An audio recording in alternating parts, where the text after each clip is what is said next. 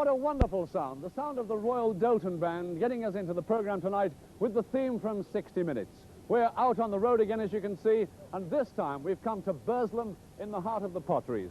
While Doulton Band.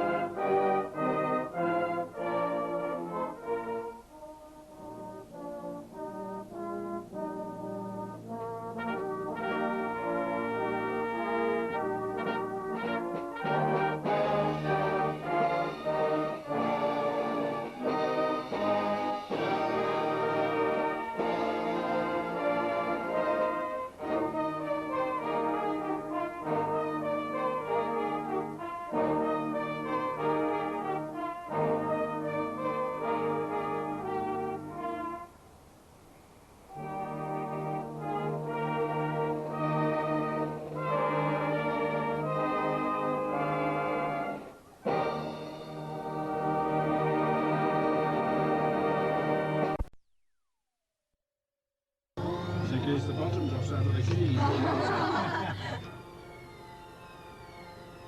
Since 1979, when Chatterley Whitfield reopened as a unique underground museum to tell the story of coal, over 500,000 people have come on a unique trip into the past. The guides at what must be one of the most unlikely of popular tourist attractions couldn't be better. They're all former miners, many with over 40 years' experience underground. Jack Holdcroft and Harold Jones are typical. Jack, 67. Harold, 80. Both with a fund of stories from their own careers, and like all the guides at Chatterley Whitfield, full of memories passed on from the generations of men who've worked here since the pit first opened in the 1840s. The funny thing is about, miners, even if they're in a pub, they do nothing else when they talk about coal mining, If you go in a pub where there's miners, there's more coal dust flying about, than there is in any coal mine. I mean, you've got to remember, in those days, we weren't paid for travelling time. Say it took you half an hour to walk to your place underground, you'd still got to do 7.5 hours work on the coal face. So you'd be down the pit 8.5 hours, but you'd got paid for the 7.5 you're actually working.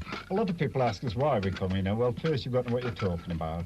Secondly, if anything happens, we know how to get people out safe. And the main reason is we all come one day, you know, we've got nagging wives who come up on days pit. The pit ponies, like the guides, are all retired former miners. All the equipment from Victorian to modern times is totally authentic. That's because it's real.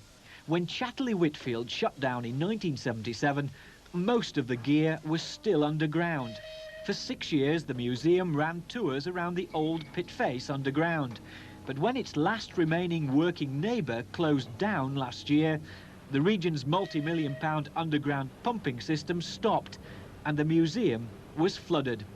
It started off a rescue scheme and a £500,000 plan to build the first ever coal mine entirely for tourists. But for all that, it's still a mine. Nothing allowed underground which might spark off the miner's worst enemy, methane gas. And its maintenance is exactly as a working pit producing coal, as Museum Director Malcolm Hawksworth explains. Well, it's been built by real miners, and there's real thousands of tons of earth above our head. Well, move this and see what happens. I shall get a big headache. What is this that we're leaning up against? Well, when we were building the pit, there were 1 or 2 occasions where there was extra weight on, and they had to put in a chock like this to hold the roof up. It's a sort of normal miner's solution to a normal mining problem. It's there in anger, it's not just for show. Now here we have an example of 19th century mining over 100 years ago. They had no conveyors as we have today. They had tubs on the coal face. They filled the tubs, and the tubs were pushed out to where the boys were with the ponies, and the ponies took them away. Now you know that this is a slightly different pit. Do the ponies know that it's a different pit? Well, to tell the truth, these 2 ponies, when they were working on something very similar to this.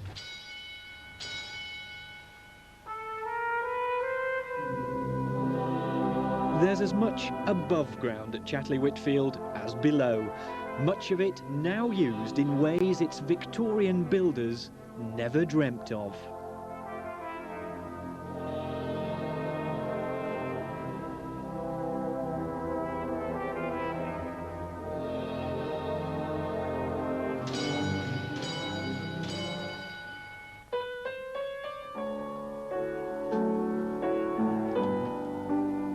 Composer Dave Cunningham was faced with a unique commission: write a serious concert work dedicated to a coal mine. It's the first time a musician has had to go underground to find the idea for his music. He and his son Ben went for a trip round the pit, the Chatterley Whitfield Mining Museum at Stoke-on-Trent.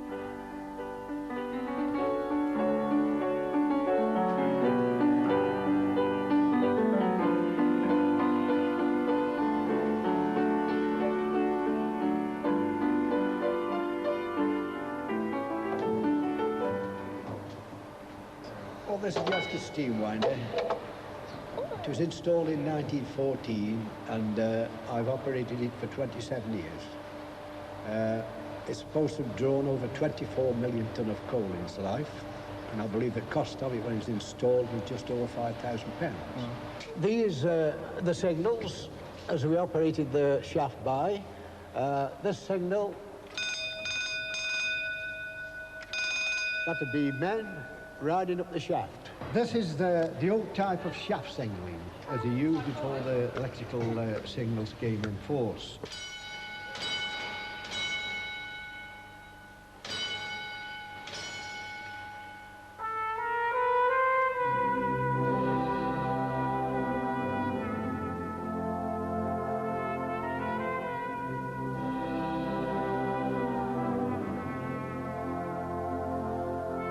Dave Cunningham had found his music, not underground, but in the huge steam-powered winding gear which is gradually being restored at the museum. And not only the music, he'd also found a natural concert hall in the unlikely setting of the giant winding shed for the first full run-through by one of the country's top brass bands, the North Staffordshire-based Royal Doulton.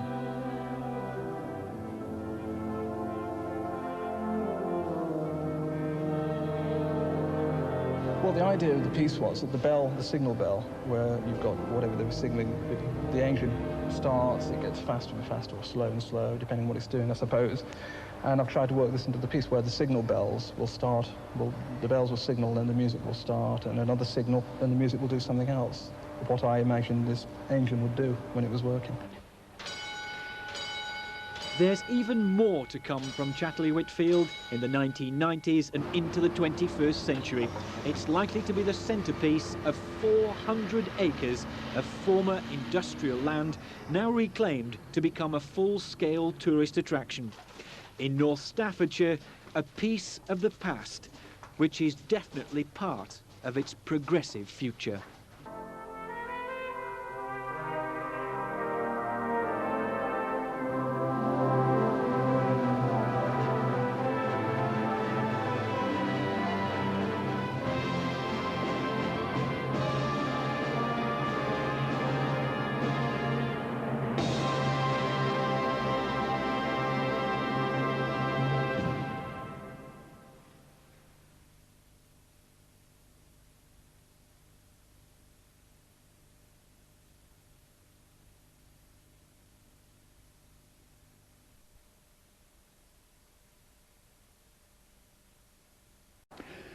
The man who has conducted Stoke-on-Trent's famous Royal Doulton Band for the last 16 years is to retire, and when he goes, so will the band. With their countless performances and records, Ted Gray has made the band one of the most popular in the country.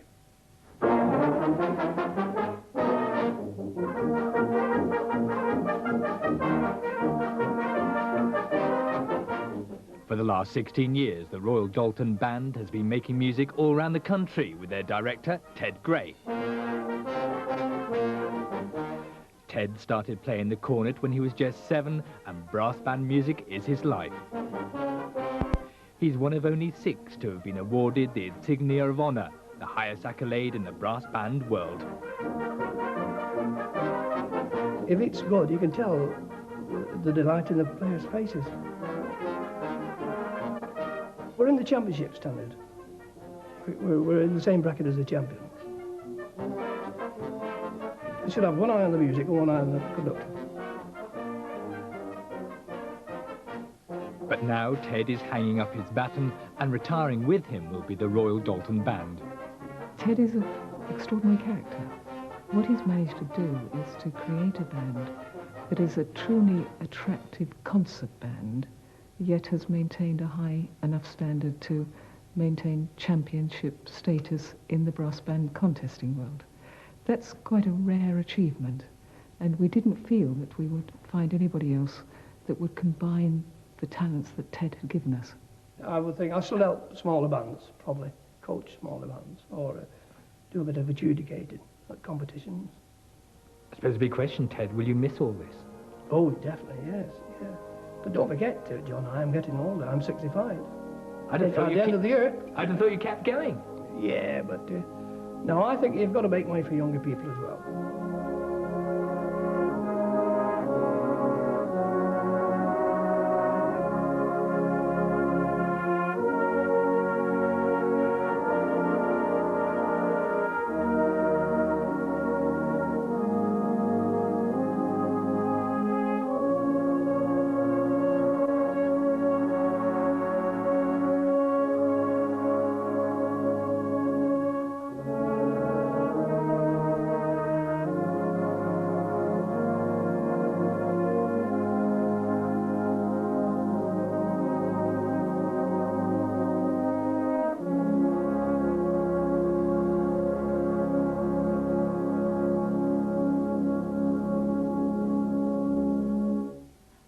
Ted Gray, he'll be listening to brass bands now as opposed to conducting them, I suppose.